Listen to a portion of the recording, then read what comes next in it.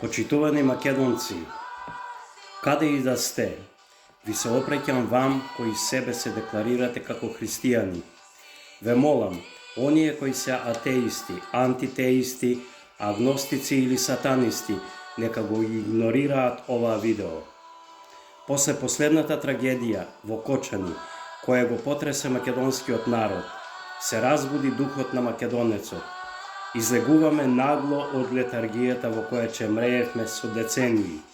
На сите страни се бара одговорност за трагедијата. Се обвинуваат институциите на системот за нефункционалност, корупција во сите сфери на животот. Се согласувам целосно со револтот на народот и барањата да се казнат виновниците за трагедијата. Но народ е македонски. Америчката трагедија ја напишал Теодор Драйзер. Македонската трагедија ја пишувал и се уште ја пишува целиот македонски народ, со векови наназад и се до денес. Духовно никогаш не бев дел од мнозинството, секогаш останува во малцинство. Додека мнозинството ја бара причината за македонската трагедија во системот, јас ја барам негде многу подлабоко. Не затоа што сум попаметен од мнозинството, туку затоа што својата мудрост ја црпам од Божјата промисла. Кога еден народ доживеа разнебитување од такви размери, губење на сите идентитетски белези и го достигне дното на сите дна, вистински момент е да си го постави најтешкото прашање кое гласи: Господе, зошто крена раце од нас македонците? Одговорот е антитеза на прашањето и гласи: не, Господ не ги крена раците од нас македонците, туку ние македонците му го свртевме грбот на Господ и во широка преградка го примивме сотоната во нашите животи, кој пак преку бедната западна цивилизација ни ги донесе во животот сите западни гадости и лажни вредности кои не носат директно во пропаст. Народ е македонски. Откако се обратив на христијанство пред 8 години, пред тоа бев атеист, често ми се случува да ми се обраќа Светиот Дух преку водство и просветлување. Последното маркантно водство го имав пред 5 години, кога од највисока инстанца ми беше соопштено дека короната и вакцината се оружје на сотоната против Христа.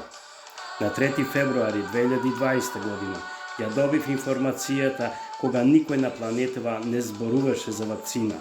Како лекар и верник, веднаш знаев како треба да постапам. Верата во Бог и прецизната информација што ја добив ми помогнаа жестоко да се борам за животите на моите пациенти во Хрватска, да ги убедувам да не се вакцинираат по никоја цена и на тој начин да спасам стотици животи. Сето тоа го правев по цена да добијам отказ. Секако, на сите можни начини ја пренесував истата порака и до моите македонци. Исто водство со уште поголем Божји благослов добив на 17 март, еден ден после трагедијата во Кочани. Скршен од болка, во еден момент го почувствував поветерецот на Светиот Дух. За неколку минути моето срце изнедри целосно нов текст на македонската безвременска етнобалада Параходот.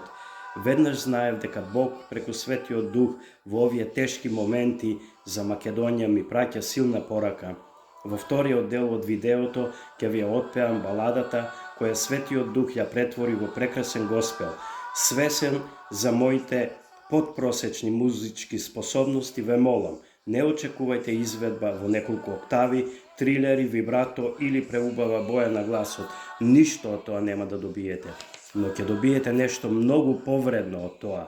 Ќе добиете силна порака од Бог, порака која, ако правилно ја дешифрираме и се водиме според неа, од корен ќе ја промени парадигмата според која со векови наназад ние македонците пропаѓаме во живата песок на самоуништувањето. Пораката, испратена преку Госпелот Параходот, ни го покажува единствениот пат за спас на Македонија и македонците. Ве молам, концентрирајте се на текстот на Госпелот и обидете се да ја сватите пораката која се надевам ќе ги допре и вашите срца. Следува изведбата на Параходот.